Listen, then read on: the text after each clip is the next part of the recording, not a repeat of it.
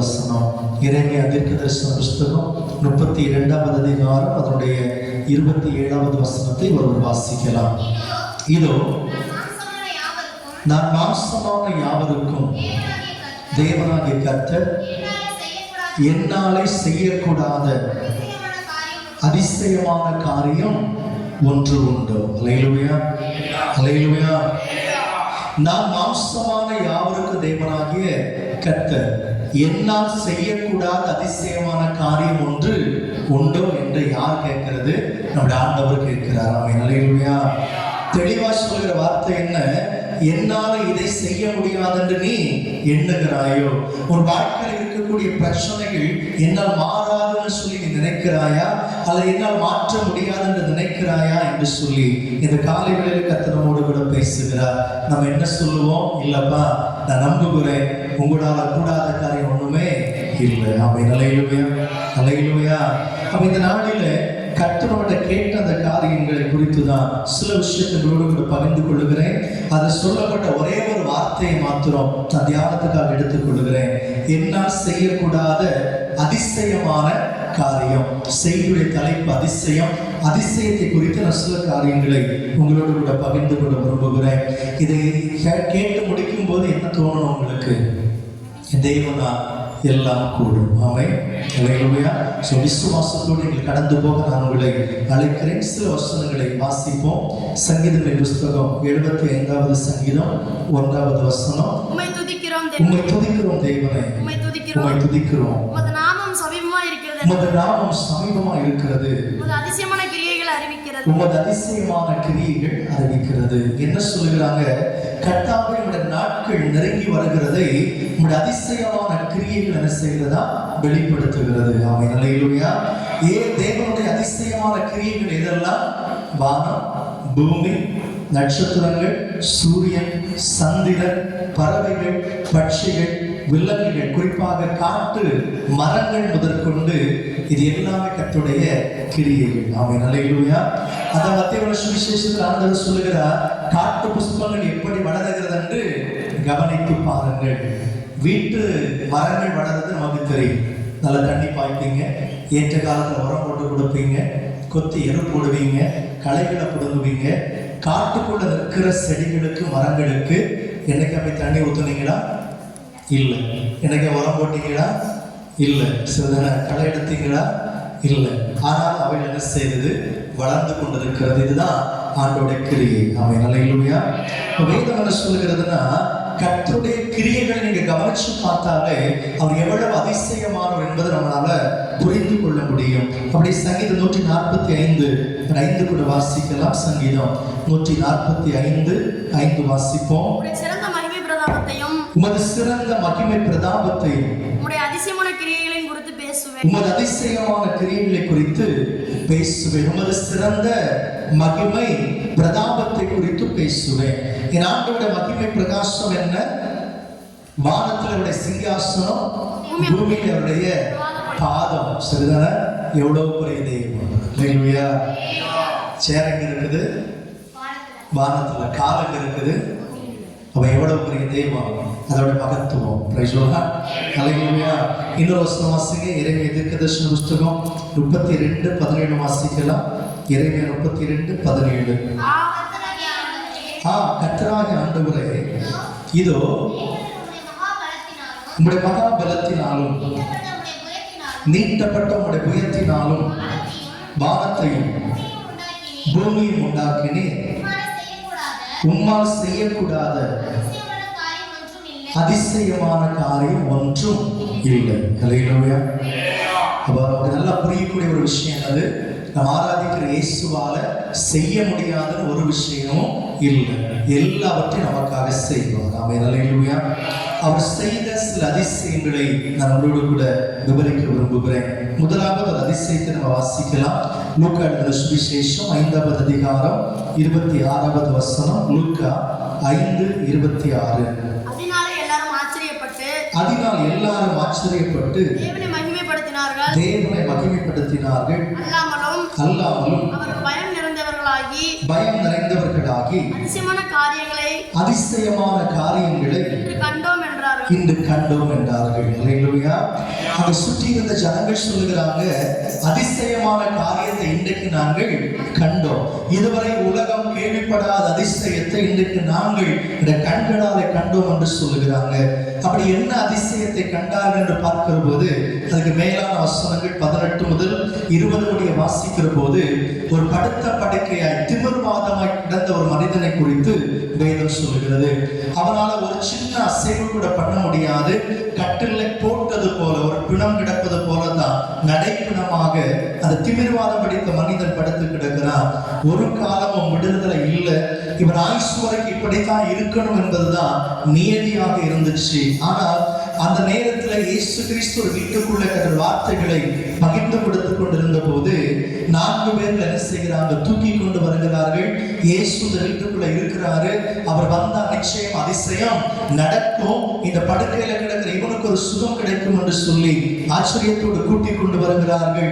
வந்து பார்த்த போது ஏமாற்றம். ஏனென்றால் அந்த வீடு முழுக்க ஆட்கள் நிரம்பி இருக்கிறாங்க. வீட்டுக்கு வெளியில ஆட்கள் நிற்கிறாங்க. நடந்து போவது சிரமம். இந்த நேரத்துல கட்டிலோடு சேர்த்து ஒரு மனிதனை கொண்டு போக வேண்டும் என்பது சாத்தியமில்லாத காரியம். எனவே சற்று யோசித்து பார்த்தார்கள். இன்றைக்கு இயேசு இருக்கிறாரு, இதை விட்டா இனி விடுதலை கிடையாது. எப்படியாவது கட்டிலோடு சேர்த்து இயேசுவிடத்தில் இந்த மனிதனை கொண்டு போக வேண்டும் என்று சொல்லி அவர் இருந்த வீட்டுடைய மேற்பக்க கூரைகளை பிரித்து அந்த கூரை வழியா கட்டில என்ன செய்றாங்க, இயேசு இருக்கிற இடத்துல இறக்கி வைக்கிறார்கள். இயேசு அந்த மனிதனை பார்த்து சொன்ன 2 காரியங்கள் உண்டு. அதை வாசித்து பார்க்கலாம். 5:21 வாசிப்போம். அப்பொழுது வேதபாரகரும் பரிசேயர் யோசனை பண்ணி தேவதூஷணம் சொல்லுகிற இவன்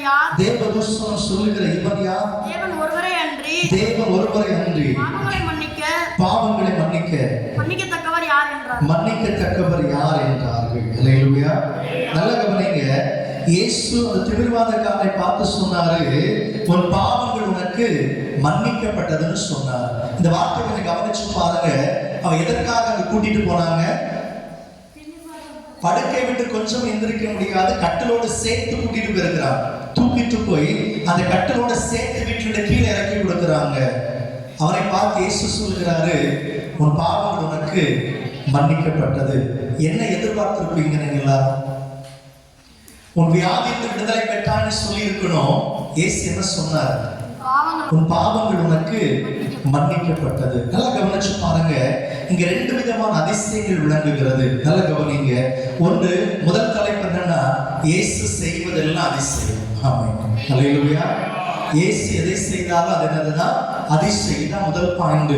இங்க இத்தனை ஆண்டு காலமாய் திமிர்வாதத்தில் பிடிக்கப்பட்ட மனுஷன், விடுதலை இல்லாத மனிதன் படுக்கையோடு சேர்த்து இறக்கி வைக்கப்படும் போது முதல் ஆண்டவர் சொன்னது, உன் பாவம் உனக்கு மன்னிக்கப்பட்டது. 2வது வார்த்தை சொன்னாரு, எழுந்து உன் படுக்கை எடுத்துக்கொண்டு நட. வீட்டுக்கு போன சொன்னார். அல்லேலூயா. எழுந்து உன் படுக்கை எடுத்துக்கொண்டு வீட்டுக்கு போன சொல்லும் போது வேதம் சொல்லுகிறது, இதுவரை அசைவில்லாத சரீரம் அசைந்தது. அவன் படுக்கை விட்டு எழுந்தான். அவன் இப்போது கட்டில தூக்கிட்டு வீட்டுக்கு போயிட்டான். ஆமென். அல்லேலூயா. வரும்போது கட்டிலோடு சேர்த்து அவனை தூக்கிட்டு வந்தாங்க. இயேசு தொட்ட போது இவன் அந்த கட்டில தலைக்கு மேல வச்சுட்டு நடந்த தேவனை மகிமைப்படுத்தி வீட்டுக்கு கடந்து போகிறான். அல்லேலூயா. இயேசு செய்வதெல்லாம் எப்படித்தான் இருக்கும்? அதிசயமாகத்தான் இருக்கும். கொஞ்சம் கவனிச்சு பாத்தீங்களா? 4 பேர்கள் தூக்கி கொண்டு வரும்போது என்ன நினைச்சு வந்திருப்பாங்க?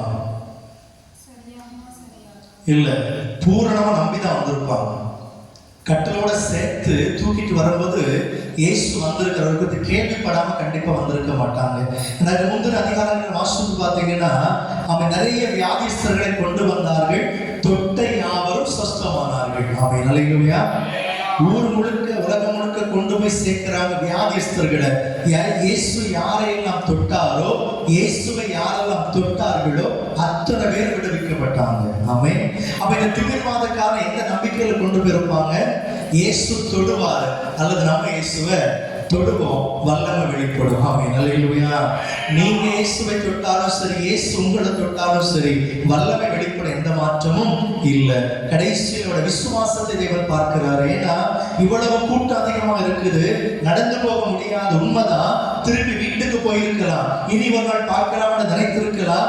இல்ல, கொடுக்கப்பட்ட அந்த நேரத்தை சரியாய் பயன்படுத்தினார்கள். அல்லேலூயா. நம்ம சோம்பேறிப்பட்டுச்சேன், இந்த நெரிசல்ல போகணுமா, இனி ஒரு நாள் பார்த்துக்கலாம்னு சொல்லி வீட்டுல போய் மறுபடியும் தூங்கி இருப்போம். அந்த மனுஷனை பார்த்து சொல்லியிருப்போம், எப்பா உனக்காக நான் தூக்கிட்டு வந்தோம், அவர் கூட்டம் அதிகமா இருக்குது, தப்பா நினைக்காத, வீட்டுல கொண்டு விடுறோம், இனி ஒரு நாள் பார்க்கலாம் சொல்லியிருப்போமா இல்லையா? கண்டிப்பா சொல்லியிருக்கோம். ஏன்னா உள்ள போக முடியாது, மக்கள் கூட்டம் அவ்வளவு இருக்குது, முண்டிட்டு போக வழியே இல்லை.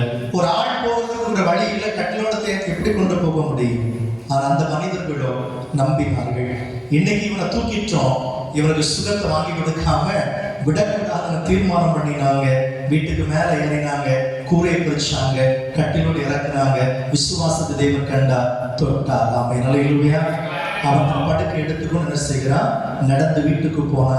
இப்ப எல்லாரும் பாக்குறாங்க, எங்க கண்ணுக்கு முன்னால அதிசயத்தை கண்டோம். ஆமை நல்ல ஒருவேளை இன்னைக்கு நமக்கு முன்னாடி சம்பவம் நடக்குமா, நமக்கு அது அதிசயமா இருக்குமா, அற்புதமா இருக்குமா? கண்டிப்பா அதிசயமா தான் இருக்கும். Miracle, what a medical miracle அப்படின்னு. அல்லேலூயா. நமக்கு அது அற்புதமாக அதிசயமாகத்தான் தெரியும், எந்த மாற்றமும் இல்லை. பாருங்க, இவங்களோட விசுவாசத்தை தேவன் பார்த்தார். அப்ப தேவன் செய்வதெல்லாம் என்னதான் அதிசயம். இதுல அந்த பரிசேயர்கள் சதுசேயர்கள் வார்த்தை சொன்னாங்க தெரியுமா? இவர் முதல் சொன்ன ஒரு வார்த்தை என்னது? இல்ல, முதல் சொன்ன வார்த்தை இயேசு என்ன சொன்னாரு? உன் பாவங்கள் உனக்கு மன்னிக்கப்பட்டது. நல்லா கவனிங்க. அப்போது பரிசேயர் சதுசேயர் என்ன சொல்றாங்க?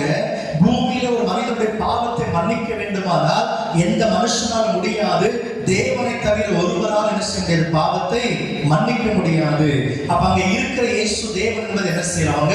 அறிந்து கொள்ளவில்லை. நாம் அறிந்து கொள்ளுவோம். இயேசு கிறிஸ்துவினால என் பாவத்துக்கு ஒரு விடுதலை கண்டிப்பா உண்டு. அல்லேலூயா. இந்த பாவத்திலிருந்து விடுதலை பெறுவது என்னதான்?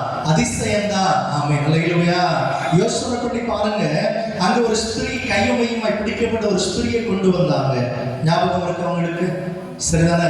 ஒரு பாவம் செய்த ஒரு ஸ்திரியை கொண்டு வந்தாங்க. கொண்டு வந்த பிற்பாடு அவளுக்கு ஆண்டவர் என்ன சொல்லி அனுப்பினார்? நீ போய் என்னை பாவம் செய்யாத. அவள் பிற்பாடு பாவம் செய்யாம இருக்கும் போது ஊர்ல என்ன பார்ப்பாங்க? பாருடா, நேற்றைக்கு எப்படி இருந்த நீங்க எப்படி மாறிட்டு அதிசயமா இருக்குன்னு சொல்லுவாங்களா இல்லையா? அல்லேலூயா. அப்ப வியாதிகளை சுகமாக்குவது அதிசயமானால் பாவத்தை மன்னிப்பது என்னதான்? அதிசயம். ஆமென். அல்லேலூயா. அப்ப இயேசு செய்வதெல்லாம் என்னதான்? அதிசயம் என்பதில் எந்த விதமான மாற்றமும் இல்லை.